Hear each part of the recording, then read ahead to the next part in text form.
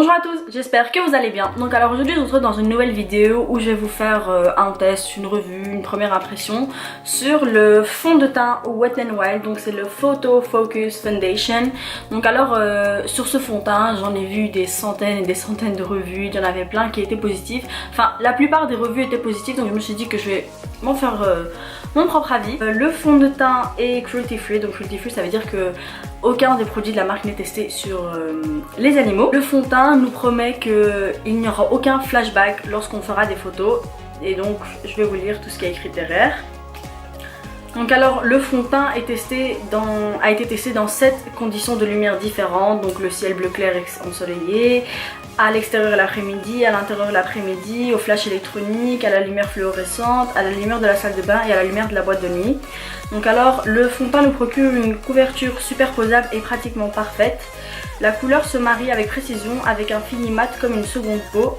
Ses propriétés aidant à donner de l'apparence adoucissante qui sublime l'apparence de la peau. Ok. Moi il faut savoir que je ne suis pas quelqu'un qui aime les fonds de teint mat. Moi je suis plus du côté des fonds de teint satinés. Mais si c'est un fond de teint mat qui nous donne quand même une lumière, donc s'il est lumineux, je ne suis pas contre. Donc c'est pour ça que je vais tester celui-ci aujourd'hui. Donc moi j'ai pris la teinte golden beige, donc beige doré. Je pense qu'il va être un peu foncé pour moi. Mais bon, s'il est foncé c'est pas grave. Je peux toujours le moduler avec une crème hydratante ou quoi pour qu'il perde un peu de sa pigmentation. Donc bah c'est parti, on va le tester. Mais d'abord je vais venir préparer ma peau. Il faut savoir que moi en ce moment dans le fond de teint je recherche une couvrance maximale parce que vous pouvez voir que j'ai de l'acné, j'ai des cicatrices d'acné. Donc pour moi clairement un fond de teint qui ne couvrira pas mes cicatrices et mes taches ne me sert complètement à rien. C'est pour ça que j'essaie tout le temps de prendre des fonds de teint avec des couvrances hautes. Je vais aussi un peu en mettre sur mon cou puisque je sais que il va être foncé. Donc pour tester le fond de teint je vais faire un côté avec le Beauty Blender et un autre avec un pinceau. Donc comme pinceau aujourd'hui je vais utiliser le Sigma 3D HD Kabuki. C'est un de mes pinceaux préférés pour estomper le fond de teint. C'est parti. Donc déjà le fond de teint quand vous l'ouvrez vous avez un genre de spatule avec, vous n'avez pas de pompe. C'est comme ça, mais je préfère 1000 fois le concept de la spatule en fait, vu que dans tous les cas, même quand vous avez une pompe en fait vous êtes à peu près obligé de le mettre sur votre main pour ensuite le prendre avec un pinceau ou bien avec votre doigt et ensuite venir l'appliquer, alors qu'avec la spatule vous pouvez tout à fait contrôler les doses de fond de teint que vous mettez et c'est beaucoup plus facile pour l'appliquer sur votre peau directement. Donc je vais venir l'appliquer sur ma peau. C'est parti, je l'estompe au pinceau. Donc alors mes impressions directes c'est qu'ils s'estompent vraiment facilement. C'est agréable. Et franchement ils sont bons. Enfin il a une odeur assez légère mais c'est agréable quoi. C'est vraiment pas une odeur dérangeante. Je trouve qu'il a vraiment un beau fini. Bon après il est censé être mat mais il n'a pas encore séché. Mais c'est vraiment beau, j'aime beaucoup. Au niveau de la teinte c'est légèrement foncé. Mais maintenant je ne sais pas si le fond de teint s'oxyde ou pas. En tout cas s'il s'oxyde c'est clair que ce sera foncé. Mais s'il reste comme ça c'est parfait. Au niveau de la couvrance, vous pouvez comparer vous-même les deux côtés. Vous pouvez voir que celui-ci est beaucoup plus uni que ce côté-là. Bon, c'est clair que sur ce côté-ci de mon visage, j'ai beaucoup plus d'imperfections. Le fini, il est vraiment beau, les gars. C'est vraiment un fini mat, mais il est lumineux et c'est tout ce que j'aime. Et en plus, le fond de teint, il est léger. En fait, vous le sentez presque pas sur votre peau. Et il donne même pas un effet de seconde peau comme il était écrit sur le packaging, en fait. Il est vraiment naturel. Bon, assez parlé. Maintenant, on va aller faire l'autre côté au Beauty Blender.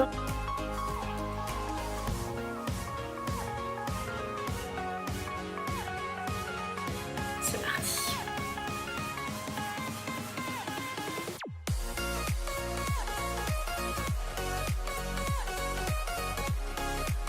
Au niveau de l'application, je remarque aucune différence. C'est tout aussi facile avec un pinceau qu'avec un Beauty Blender. Au niveau de la couvrance, là je vois une différence. Après c'est plutôt difficile vu que comme je vous ai dit sur ce côté là de mon visage j'ai beaucoup plus d'imperfections. Donc je vais venir refaire une deuxième couche mais je ne change pas.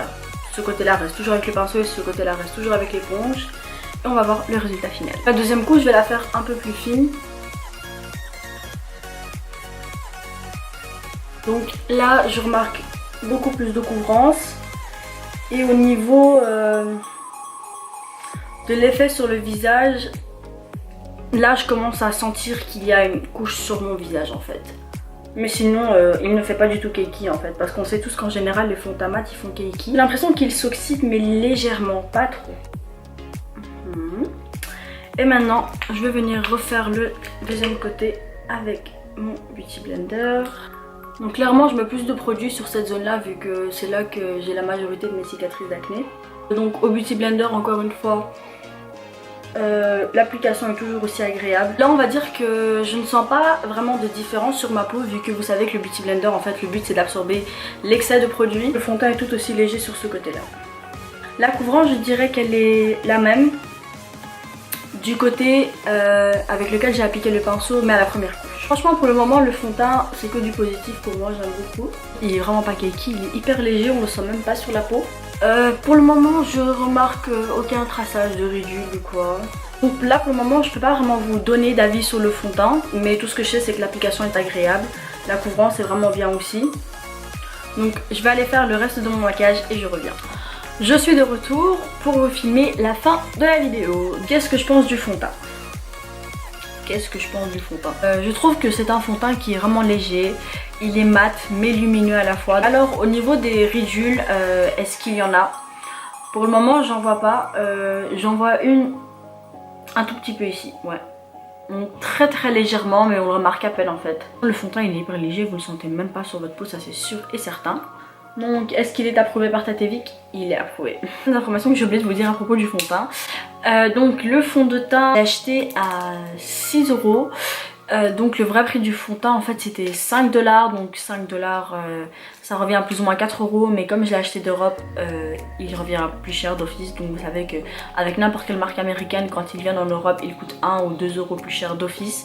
Donc je l'ai acheté sur Amazon. Donc pour les personnes qui vont me dire oh mais non Amazon c'est pas les vrais, c'est de la contrefaçon et tout, non c'est les vrais vu que je l'ai commandé sur la page officielle de Wet n Wild. Le fond de teint m'a coûté 10 € en total vu que j'ai dû payer 4 € pour la livraison, donc parce que j'avais pris la livraison express tellement j'étais impatiente de filmer cette vidéo. Le fond de teint contient 30 ml, donc 30 ml pour 6 €. Franchement je peux vous dire que ça en vaut la peine, surtout parce que ce fond de teint est juste génial. Et je suis contente aussi parce qu'il ne s'oxyde pas tellement en fait, il s'oxyde mais pas trop. Donc c'est un oui pour ce fond de teint. J'ai l'impression que ça va être mon nouveau fond de teint préféré.